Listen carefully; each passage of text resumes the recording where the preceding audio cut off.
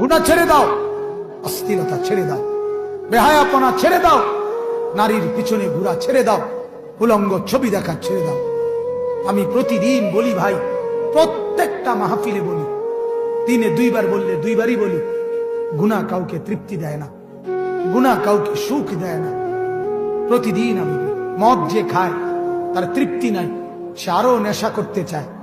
জুয়া যে খেলে তার তৃপ্তি নাই, সে আরো জুয়ার মধ্যে লেগে থাকে। নারীর ছবি উলঙ্গপনা, বেহায়া, জিনা, ব্যভিচার যে করে তার তৃপ্তি নাই, সে আরো নারীর জন্য পাগল হয়ে থাকে। গুনাহ তৃপ্তি দেয় না, গুনাহ স্থির আনে না, কিন্তু হালাল স্ত্রী, হালাল বিবি আল্লাহ তাআলা পুরুষকে তৃপ্তি দিয়ে দেয়। হালাল টাকা তৃপ্তি দিয়ে দেয়, হালাল উপার্জন সুখ এনে দেয়।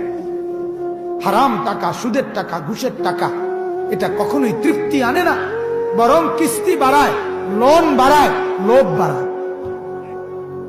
অতএব শেষ কথা, গুনাহ সুখ দিবে না।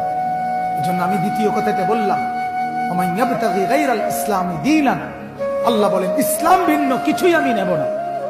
কোরআন ভিন্ন, সুন্নাত ভিন্ন, যুবক তোমার জীবনের কিছুই আমি নেব না।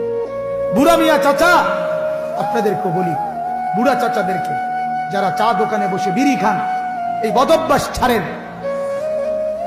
যারা চা দোকানে টেলিভিশনে নর্তকীর নাচ দেখেন, এই অসভ্য অভ্যাস ছাড়েন। 60 বছর বয়স হয়েছে বুড়া চাচা, এখনো গুনাহ ছাড়লেন না। কবরে যাবেন কোন দিন? মরবেন কোন দিন? কোন দিন মরবেন? ইসলাম ভিন্ন, যেই কোনো কাজকর্ম, ক্রিয়াকলাপ আল্লাহ বলে আমি নেব না।